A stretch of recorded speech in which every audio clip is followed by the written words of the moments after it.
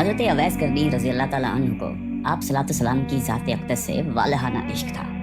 یہی وجہ ہے کہ آپ صلی اللہ علیہ وسلم فرمایا کرتے تھے کہ یمن کی طرف سے مجھے محبت کی خوشبو آتی ہے کیونکہ وہاں میرا دوست اویس کرنی رہتا ہے۔ آپ نے فرمایا کہ قیامت کے روز حق تعالیٰ 70,000 فرشتے پیدا کریں گے جن کی اشکال خواجہ اویس کرنی کے جیسی ہوگی، اور ان کے جلوس میں خواجہ صاحب کو بہشت کی طرف لے جایا جائے گا۔ ساری کائنات یہ منظر دیکھے گی مگر کوئی شخص پہچان نہیں پائے گا کہ اصل خواجہ کرنی کون ہے۔ اللہ تعالیٰ نے جس طرح دنیا میں ان کو لوگوں سے چھپائے رکھا، اسی طرح روز قیامت کو بھی ان کو غیر کی نگاہوں سے دور اور محفوظ رکھے گا، کیونکہ حق تعالیٰ کا فرمان ہے کہ میرے دوست میری قبا کے نیچے رہتے ہیں اور اسی وجہ سے ان کو کوئی پہچان نہیں سکتا۔ خواجہ اویس کرنی کو ماں سوائے چند ایک صحابہ کرام کے کسی نے بھی نہیں دیکھا۔ حضرت اویس کرنی رضی اللہ تعالیٰ عنہ اسلام آنے سے پہلے ہی اس دنیا میں تشریف لا چکے تھے۔ بچپن میں ہی آپ والد کی شفقت سے محروم ہو گئے، اس لیے ان کو بچپن ہی میں محنت مزدوری کرنا پڑی۔ آپ لوگوں کے اونٹ اجرت پر چرایا کرتے تھے اور اس اجرت سے اپنا اور اپنی ضعیف اور نابینا والدہ کا پیٹ پالا کرتے تھے۔ ان کے علاوہ جو تھوڑی سی رقم بچ جاتی تھی ان کو لوگوں میں تقسیم کر دیا کرتے تھے۔ آپ کی زندگی کے شب و روز اسی طرح گزر رہے تھے کہ یمن تک اسلام کے نام لیوا پیدا ہو گئے۔ جب آپ کو اسلام اور آن حضرت صلی اللہ علیہ وسلم کے متعلق خبر ملی تو آپ فوراً اسلام لے آئے۔ آپ کے اندر نور ہدایت کی شمع تو خدا نے پہلے سے ہی روشن کر رکھی تھی۔ اعلان نبوت اور اشاعت اسلام نے اس شمع ہدایت کو جلا بخشی۔ آپ رسول اللہ صلی اللہ علیہ وسلم کے دیوانے اور شیدائی بن گئے۔ آپ صلی اللہ علیہ وسلم فرماتے ہیں کہ اویس قرنی کو اسلام کی دولت سے اللہ تعالیٰ نے خود روشناس کرایا ہے، اور یہ خدا کی رحمت اور فضل کا اعجاز ہے کہ وہ میرا نادیدہ عاشق صادق بن گئے۔ خواجہ اویس قرنی کو قرب رسول اور دیدار حبیب کا بڑا اشتیاق تھا، مگر آپ کو چشم باطنی کے اشارے سے حضرت نے مدینے آنے سے روکے رکھا۔ اس کی 2 وجوہات تھیں۔ ایک تو خواجہ صاحب کی والدہ ضعیف اور بصارت سے محروم تھی، انہیں اکیلا چھوڑنا ناممکن تھا۔ دوسری، ان پر ہر وقت جذب طاری رہتا تھا، اس وجہ سے آپ صلی اللہ علیہ وسلم نے خواجہ صاحب کو حکم دیا کہ آپ ہر وقت میری چشم باطن کے سامنے ہیں، لہٰذا آپ مدینے آنے کی بجائے اپنی والدہ کی خدمت میں ہمدن مصروف رہیں۔ غزوہ احد میں کفار کے حملے سے آپ صلی اللہ علیہ وسلم کے 2 دانت شہید ہو گئے۔ تمام مسلمانوں کو اس بات کا بہت صدمہ ہوا، مگر جس عاشق رسول نے اس صدمے کو حقیقی شکل میں محسوس کیا اس کو دنیا حضرت خواجہ اویس قرنی کے نام سے جانتی ہے۔ آپ فرماتے ہیں کہ مجھے جب معلوم ہوا کہ میرے آقا سردار 2 عالم کے 2 دانت مبارک شہید ہو گئے ہیں تو مجھے یہ بالکل معلوم نہ تھا کہ آپ کے کون سے دانت مبارک شہید ہو گئے ہیں، مگر آپ کی موافقت نے مجھے بے چین کر دیا۔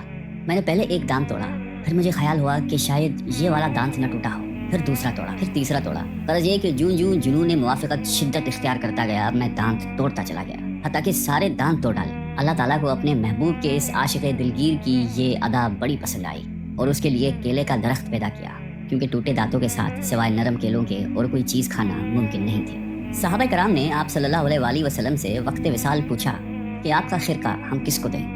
آپ نے فرمایا کہ اویس قرنی کو۔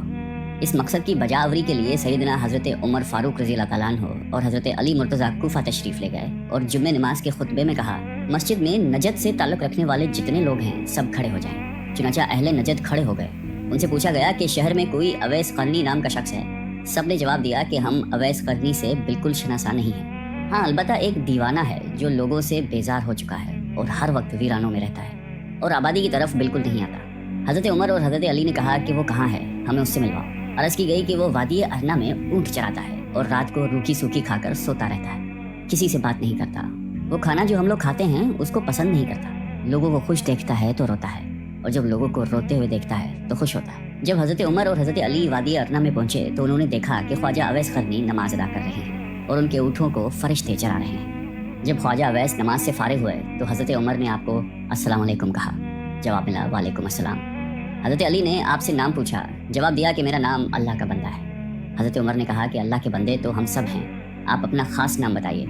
خواجہ صاحب بولے کہ میرا نام اویس ہے۔ حضرت عمر نے ان کا ہاتھ پکڑ کر وہ نشان دیکھا جس کے متعلق حضرت صلی اللہ علیہ وسلم نے ذکر فرمایا تھا کہ وہ نشان اویس کی شناخت کی علامت ہوگا۔ حضرت عمر نے جب وہ نشان علامت خواجہ اویس کے ہاتھ پر دیکھا تو ان کے ہاتھ کو بوسہ دیا اور کہا کہ اے اویس قرنی، رسول اللہ صلی اللہ علیہ وسلم نے آپ کو سلام بھیجا ہے اور ساتھ ہی یہ مرقع بھی عنایت فرمایا ہے اور وصیت فرمائی ہے کہ آپ امت محمدیہ کی بخشش کے لیے دعا کریں۔ خواجہ اویس قرنی نے فرمایا کہ اے عمر اور علی، آپ لوگ حضرت صلی اللہ علیہ وسلم کے رفیق کی خاص ہیں اور مجھ سے اولا ہیں، دعا تو آپ لوگ کریں کیونکہ آپ کا مرتبہ خدا کے دربار میں بہت بلند ہے۔ حضرت عمر اور حضرت علی یک زباں ہو کر بولے، ہم تو دعا کرتے ہیں مگر آپ بموجب وصیت رسول اللہ صلی اللہ علیہ وسلم امت مسلمہ کے لیے دعا فرمائیے۔ خواجہ اویس کرنی نے پھر کہا کہ اے عمر اور علی، آپ غور کر لیجئے، شاید میں وہ اویس نہ ہوں، وہ کوئی اور ہو جس کا ذکر محبوب خدا نے فرمایا ہو۔ حضرت عمر فاروق نے فرمایا کہ اے اویس، رسول اللہ صلی اللہ علیہ وآلہ وسلم نے آپ کے متعلق 2 نشان بتائے تھے، اور وہ دونوں نشان آپ کے پاس موجود ہیں، لہٰذا ہماری پہچان، شناخت اور پہنچ بالکل درست ہے۔ خواجہ اویس نے حضرت عمر اور حضرت علی سے کہا کہ لائیے وہ خرقہ مجھے عطا کیجیے تاکہ میں حسب حکم آقا دعا کروں۔ جب ان کو خرقہ دیا گیا تو حضرت عمر اور حضرت علی سے کچھ فاصلے پر چلے گئے اور زمین پر سجدہ ریز ہو کر بارگاہ الہی میں عرض کی کہ اے خداوند عالم، میں اس وقت تک یہ خرقہ نہ پہنوں گا جب تک تو سرکار دو عالم کی ساری امت کو میری سفارش پر بخشش نہ دے دے گا، کیونکہ پیغمبر اسلام نے یہ مرکہ مجھے عطا کیا ہے اور فاروق اور مرتضیٰ نے مجھ تک پہنچانے کے فرائض انجام دیے ہیں۔ اب تیرا کام ہے تو میری دعا سن لے اور قبول کر لے۔ اللہ تعالیٰ نے فرمایا کہ اویس، ہم نے تیری دعا کی برکت سے چند لوگوں کو تیری سفارش پر بخش دیا ہے۔ آپ نے پھر عرض کی، یا باری تعالیٰ، جب تک تو سب کو نہیں بخشے گا میں یہ خرقہ نہیں پہنوں گا۔ ندا آئی، میں نے کئی ہزار فرد بخش دیے۔ عرض کی، مولا میں سب کو بخشوانا چاہتا ہوں۔ ابھی یہ کہہ سن چل رہی تھی کہ حضرت عمر اور حضرت علی آپ کے قریب چلے گئے۔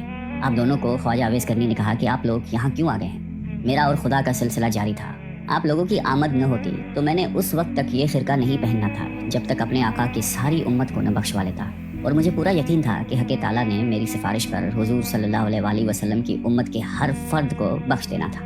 مشہور صحابی حضرت ربی رضی اللہ تعالیٰ عنہ کہتے ہیں کہ جب میں خواجہ اویس کرنی کی زیارت کو گیا تو میں نے انہیں فجر کی نماز میں مشغول پایا۔ نماز سے فارغ ہوئے تو اپنے درود و وظائف میں مصروف ہو گئے، یہاں تک کہ ظہر کا وقت آ گیا۔ پھر یہ کہ بعد دیگر تمام نمازوں اور ذکر الہی میں ایسے مگن ہوئے کہ ساری رات گزر گئی۔ میں ان کا بغور مشاہدہ کرتا رہا۔ اس طرح 3 دن گزر گئے۔ میں نے دیکھا اور حیران رہ گیا کہ ان 3 دن اور راتوں میں حضرت نے نہ کچھ کھایا نہ پیا، بلکہ عبادت میں مشغول رہے اور لمحہ بھر کے لیے بھی آرام نہیں کیا۔ چوتھی رات آپ تھوڑی دیر کے لیے سوئے اور کچھ کھانا بھی کھایا، پھر استغفار کرنے لگے کہ یا الہی، میں تجھ سے پناہ مانگتا ہوں، میں نیند اور بھوک کے غلبے میں مبتلا ہو گیا۔ حضرت ربی کہتے ہیں کہ خواجہ اویس کرنی نے راتوں کی تقسیم کی ہوئی تھی۔ ایک رات میں سجدہ کرتے تو پوری رات سجدے میں ہی گزار دیتے، اور اگر رکوع کرتے تو شب بھر رکوع کی حالت میں رہتے، کسی رات کو قیام میں ہی بسر کرتے۔ غرض یہ کہ ہر رات کو دوسری رات کی طرح زندہ رکھتے تھے۔ خواجہ اویس کرنی رضی اللہ تعالیٰ عنہ کو حضرت عمر نے پیغام بھیجا کہ اگر آپ کی اجازت ہو تو کوفہ کے گورنر کو لکھوں کہ وہ آپ کا خاص خیال رکھے۔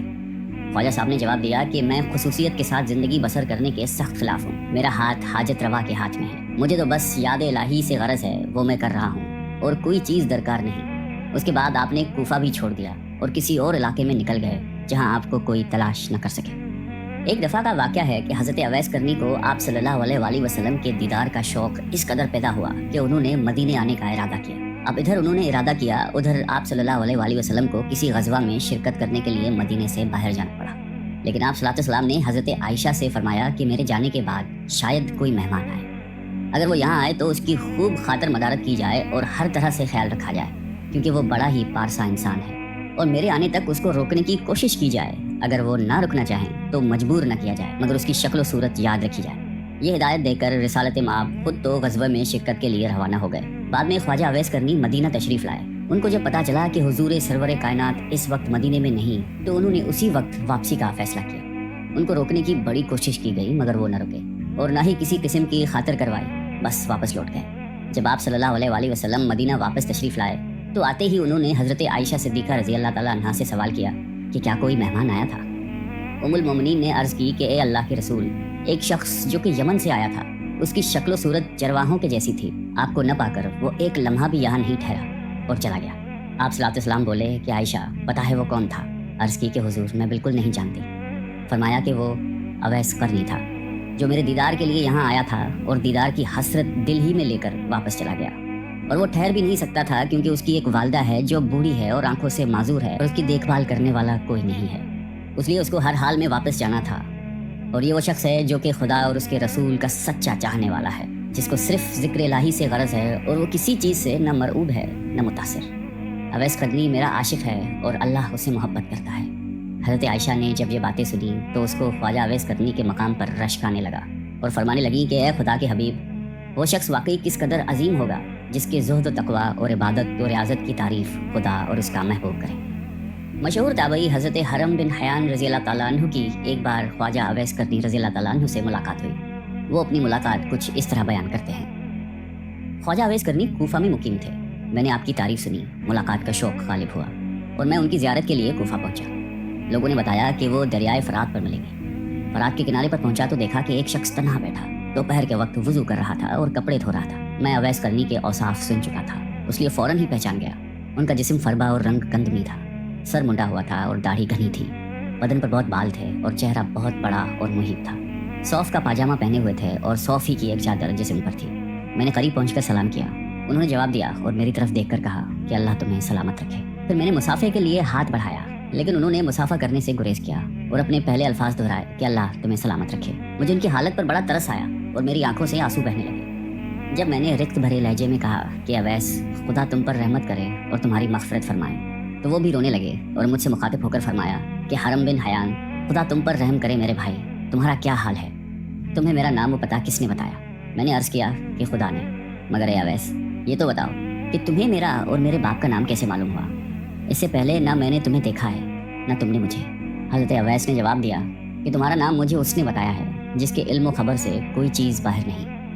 मेरी रूह ने तुम्हारी रूह की तरफ तवज्जो की और मेरे रूह ने तुम्हारी रूह को पहचान लिया। मोमिन की रूहें एक दूसरे को पहचान लेती हैं। मैंने अर्ज़ की कि रसूलुल्लाह सल्लल्लाहु अलैहि वसल्लम की कोई हदीस मुबारक सुनाइए ताकि मैं उसे याद कर लूँ। हज़रत अवैस करनी ने फरमाया कि मैंने सरकार दो आलम सल्लल्लाहु अलैहि वसल्लम की शर्फ़ सोहबत हासिल नहीं की, अलबत्ता हुज़ूर सल्लल्लाहु अलैहि वसल्लम के सहाबाए कराम को देखने की सआदत नसीब हुई है और तुम लोगों की तरह उनकी ज़बान से मैंने भी हुज़ूर की अहादीस सुनी है। लेकिन मैं अपने ऊपर ये दरवाज़ा खोलकर मुहद्दिस, मुफ्ती और काजी कहलाना पसंद नहीं करता। मुझे खुद अपने नफ्स के बहुत से काम हैं। ये कहकर वो मेरा हाथ पकड़कर रोने लगे। मैंने दरख्वास्त की कि फिर कुरान हकीम की ही कुछ आयत सुना दीजिए। मेरे दिल में आपकी ज़बान से कुरान सुनने का बेहद इश्तियाक है। मेरी आपसे मोहब्बत और अकीदत खुदा के लिए है। मेरे लिए दुआ फरमाइए और कुछ वसीयतें कीजिए। मेरी दरख्वास्त सुनकर अवैस रज़ी अल्लाह तआला अन्हु ने आऊज़ु बिल्लाहि मिनश शैतानिर रजीम पढ़ा और चीख मारकर रोने लगे। फिर फरमाया, मेरे रब का जिक्र बुलंद है, उसका कौल सबसे सच्चा है, उसका कलाम सबसे अच्छा है। ये कहकर उन्होंने इन आयत की तिलावत की। हामीम वल किताबिल मुबीन इन्ना अंज़लनाहु फी लैलतिन मुबारकतिन इन्ना कुन्ना मुंज़िरीन वल अज़ीज़ुर रहीम तक पढ़कर चीख मारी और बेहोश हो गए। होश में आए तो फरमाया, हरम बिन हयान, तुम्हारा बाप मर गया, अनकरीब तुमको भी मरना है। क्या खबर जन्नत में जाएं या दोज़ख में? इब्ने हयान आदम फोत हो गए, हवा फोत हो गई। इब्ने हयान नूह और इब्राहीम खलीलुल्लाह फोत हो गए। इब्ने हयान मूसा और दाऊद फोत हो गए। इब्ने हयान मोहम्मद रसूलुल्लाह फोत हो गए। अबू बकर सिद्दीक फोत हो गए। इब्ने हयान मेरे भाई उमर बिन खत्ताब फोत हो गए। और ये कहकर उन्होंने मग़फ़िरत की दुआ की। उस वक्त तक हज़रत उमर फ़ारूक रज़ी अल्लाह तआला अन्हु जिंदा थे, इसलिए मैंने कहा कि खुदा आप पर रहम करे, उमर खत्ताब रज़ी अल्लाह तआला तो अभी फोत नहीं हुए। फरमाया, हाँ, जो कुछ मैंने कहा है अगर तुम इसको समझो तो खुद जान जाओगे कि मैं और तुम भी मुर्दा हैं, होने वाली बात हो चुकी है। उसके बाद हज़रत अवैस करनी रज़ी अल्लाह तआला अन्हु ने सरकार दो आलम सल्लल्लाहु अलैहि वसल्लम पर दुरूद भेजा। फिर कुछ और दुआएं पढ़ी और फरमाया कि हरम बिन हयान, मेरी वसीयत यह है कि किताबुल्लाह को मजबूती से पकड़ो, अहलुल्लाह की सोहबत अख्तियार करो और नबी करम सल्लल्लाहु अलैहि वसल्लम पर हमेशा दुरूद व सलाम भेजते रहो। मैंने अपनी और तुम्हारी मौत की खबर दे दी, आइंदा किसी साते मौत से गाफिल न रहना। वापस जाकर अपनी कौम को भी नसीहत करना और डरना। खबरदार, जमात का साथ कभी न छोड़ना, वरना बेदीन हो जाओगे और क़यामत में आतिश दोज़ख का ईंधन बनना पड़ेगा। फिर उन्होंने दुआ की कि इलाही, ये शख्स कहता है कि इसको तेरे लिए मुझसे मोहब्बत है और इसने तेरे ही लिए मुझसे मुलाकात की, इसलिए खुदा मुझे तौफीक दे कि मैं जन्नत में इसका चेहरा पहचान जाऊँ और दारुल इस्लाम में मेरी इसकी मुलाकात हो। वो दुनिया में जहाँ कहीं भी है उसको अपने हिफ्ज़ व अमान में रखना, इसको क़नाअत अता कर, इसको अपनी नेमतों का शुक्रगुज़ार बना और उसको जज़ाए खैर दे। दुआ के बाद अवैस करनी ने मुझसे फरमाया कि ए हरम बिन हयान, अब मैं तुझे अल्लाह के सुपुर्द करता हूँ। आज के बाद मैं तुमको नहीं देखूंगा। मुझे शोहरत पसंद नहीं है, गोशाए खिलवत ही मेरा रफ़ीक है। आइंदा मुझे तलाश करने की कोशिश मत करना। मुझे ढूंढने में तुम कामयाब नहीं हो सकोगे। मैं तुम्हें हमेशा याद रखूंगा और तुम मुझे याद रखना। मेरे लिए दुआएं खैर करते रहना। अच्छा, अस्सलाम वालेकुम व रहमतुल्लाह। ये कहकर वो एक सिमत को चले गए। उसके बाद मैंने उनको बहुत तलाश किया, लेकिन किसी से उनके बारे में कुछ मालूम नहीं हो सका। अलबत्ता कोई हफ्ता ऐसा नहीं जाता जिसमें उनको एक या दो बार ख्वाब में न देखूं। अल्लाह ताला अवैस करनी पर रहमत नाजिल फरमाए और उनकी मग़फ़िरत फरमाए। आमीन।